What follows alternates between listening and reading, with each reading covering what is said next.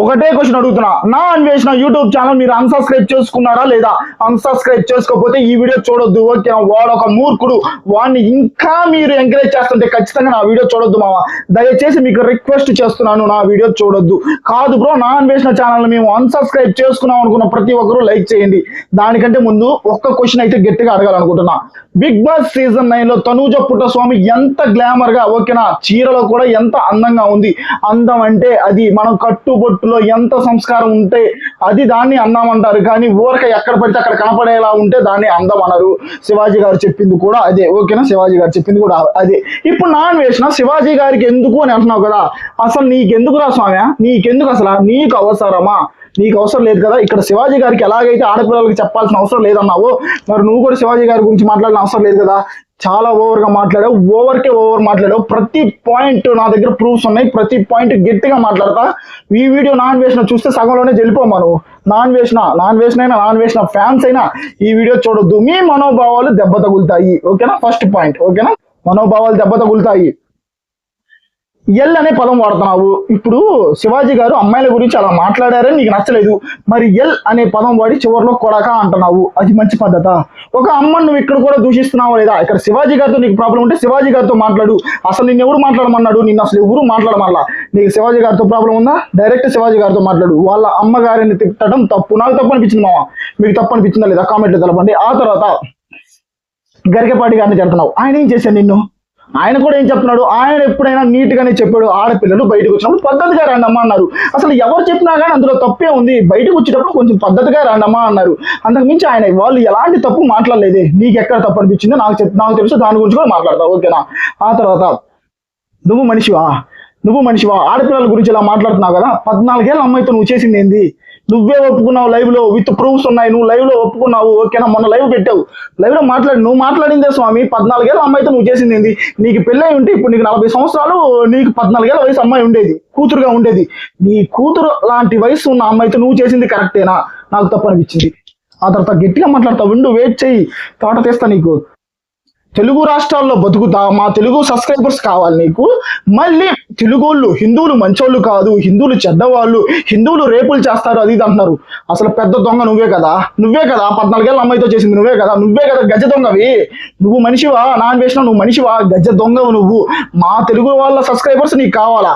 మనోళ్ళు అందరు సబ్స్క్రైబర్స్ నీకు కావాలా? కాకపోతే ఎక్కడో బతుకుతావు, వాళ్ళని పొగుడుతావు, ఓకేనా? నువ్వు దేశాలు తిరిగితే రాదయ్యా సంస్కారం. పద్ధతిగా మాట్లాడితే సంస్కారం వస్తుంది. సంస్కారం లేని హీనుడు నువ్వు, ఓకేనా? నాకు అనిపించింది. ఆ తర్వాత సీతాదేవిని తిట్టావు. ఏం పాపం చేసిందిరా నిన్ను సీతాదేవి?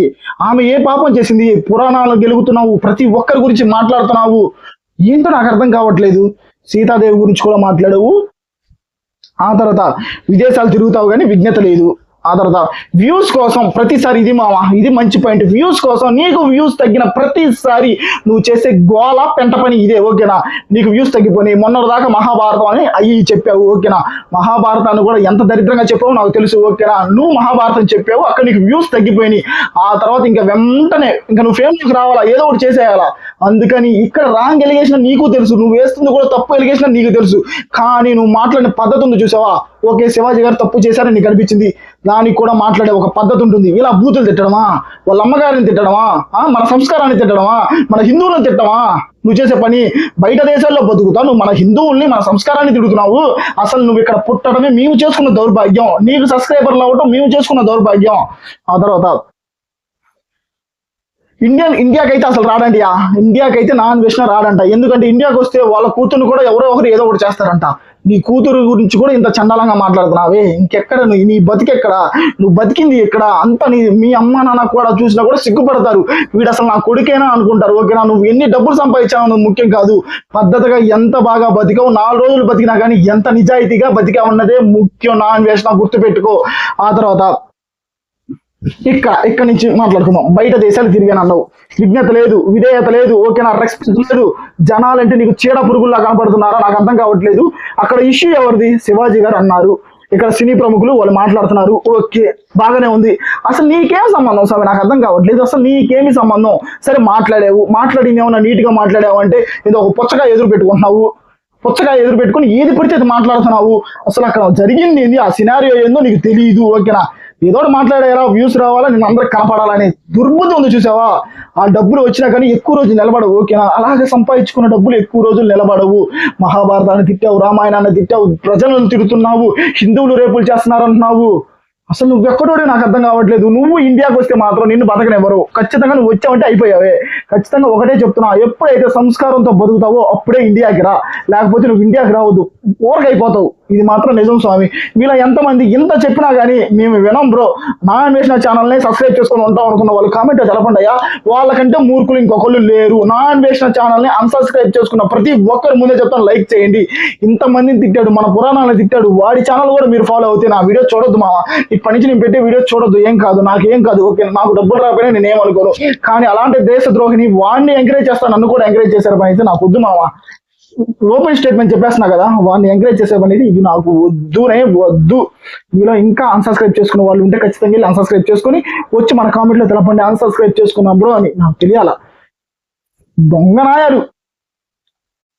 నువ్వు బెట్టింగ్ యాప్స్ గురించి మాట్లాడావు నా అన్వేషణ. అప్పుడు నేను నీకే ఎంకరేజ్ చేశాను, అబ్బా ఇంత బాగా మాట్లాడుతున్నాడు రా స్వామి, ప్రజలను కాపాడుతున్నాడు ఈ బెట్టింగ్స్ నుంచి, స్కామ్స్ నుంచి అని నేను నీకు ఎంకరేజ్ చేశాను. వీడియోస్ కావాలంటే చూసుకో. కానీ ఇక్కడ నువ్వు మాట్లాడిన మాట, దుర్భుషలాట ప్రతి ఒక్కటి తప్పే. అప్పుడు నువ్వు ఎలాగైతే సినీ ప్రముఖుల్ని వాళ్ళు బెట్టింగ్ స్కామ్ చేస్తున్నారని చెప్పావు, అప్పుడు నేను నీ వెనకే ఉన్నా, ఓకేనా. ఒరే నాయన ఎంత మంచోడు ఏంట్రా నా అన్వేషణ అని. కానీ ఈ రోజు నువ్వు మాట్లాడిన విజ్ఞత లేని మాటలు ఉన్నాయి చూసావా, విధేయత లేని మాటలు ఉన్నాయి చూసావా, ఒక మూర్ఖుల్లో మాట్లాడావు చూసావా, ఇది తప్పని నేను గట్టిగా చెప్తున్నా. నువ్వు చేసిన రైట్ కూడా చెప్పా నేను, ఓన్లీ నువ్వు ఒక్కడు తప్పు చేసావు నేను అట్లా. కానీ నువ్వు మాట్లాడిన విధానమే తప్పు. బెట్టింగ్ యాక్స్ మీద నువ్వు మాట్లాడిన విధానం రైట్, కానీ ఇక్కడ ఒక ఆడపిల్లల్ని మధ్యలోకి తీసుకొస్తున్నావు, పెద్ద పెద్ద వాళ్ళని మధ్యలోకి తీసుకొస్తున్నావు, సీతాదేవిని, ప్రతి ఒక్కరిని, మన పురాణాలని ప్రతి ఒక్కరిని గెలుగుతున్నావు చూసావా, ఇది తప్పు. దేనికైనా ఒక లిమిట్ ఉంటుంది, నువ్వు లిమిట్ అయితే క్రాస్ చేసే మాట్లాడావు. ఇక్కడ ఆడపిల్లలు కూడా గుర్తుపెట్టుకోవాలమ్మా, ఆ మూర్ఖుడు చెప్పే మాటల్లో మీరు పడొద్దు, అవి తప్పు. మీకోసం ఎక్కడ స్టాండ్ అయితే తీసుకోవట్లేదు. ఎలా పడితే అలా ఉండమని మిమ్మల్ని మీకు చెప్పేవాడు మీకోసం స్టాండ్ తీసుకునేది ఏందమ్మా నాకు అర్థం కావట్లేదు. మన ఇంట్లో ఒక అన్న ఉన్నా, ఒక నాన్న ఉన్నా ఎలా చెప్తాడు, పద్ధతిగా డ్రెస్ చేసుకోమనే చెప్తాడు, ఓకేనా. అది అది మన కోసం ఆలోచించే పద్ధతి, ఓకేనా. అసలు వీళ్ళు ఏం చెప్పారు, శివాజీ గారైనా గరిగపాటి గారైనా ఎవరైనా బయటికి వచ్చేటప్పుడు కొంచెం నీట్ గా రెండమ్మా అని చెప్పారు. అంతకు మించి ఎలా పడితే అలా ఉండనని చెప్పలేదు కదా. అక్కడ ఎలాంటి తప్పు ఉంది నాకు అర్థం కావట్లేదు. కొంతమంది ఆడవాళ్ళు కూడా అర్థం చేసుకోవట్లేదు, శివాజీ గారు చేసింది తప్పే అంటున్నారు. రాంగ్ మామ. మన కోసం చెప్పినప్పుడు ఓకే నువ్వు తీసుకోలేకపోతున్నావు, నీకు నచ్చట్లేదు శివాజీ గారు చేసిన తప్పు అయితే దాన్ని ఫాలో అవ్వద్దు మీరు, ఓకేనా. దాన్ని మీరు ఫాలో అవ్వద్దు. ఏదో మూర్ఖుళ్ళే శివాజీ గారు ఏదో చెప్పేశారు, దాన్ని మేము ఫాలో అయ్యేది ఏందని వదిలేసేయండి. కానీ ఇంత ప్రోపగాండం చేసి, ఇంత హైలైట్ చేసి తప్పు మామ. తప్పుకే తప్పు నాకు అనిపించింది. మధ్యలో నా అన్వేషణ రావడం ఇంకా తప్పని మీకు అనిపిస్తే ఖచ్చితంగా లైక్ చేసి కింద కామెంట్లో తెలపండి. ఇలాంటి వీడియోస్ వస్తూనే ఉంటాయి మామ. మనకు తప్పు అనిపించిన ప్రతిసారి నా వాయిస్ అయితే రైజ్ అవుతూనే ఉంటుంది. ఓకే ఇప్పుడు నువ్వు ఇలాగే మాట్లాడి మేము ఎంకరేజ్ చేస్తాము, మంచిగానే మాట్లాడాము అనుకున్న ప్రతి ఒక్కరు లైక్ చేసి కింద కామెంట్లో తెలపడం మామ. నాకు మీ ఒపీనియన్ కావాలి, ఓకేనా. తనూజ బిగ్ బాస్ హౌస్ లో ఎంత పద్ధతిగా ఉందో కూడా కామెంట్లో తెలపండి.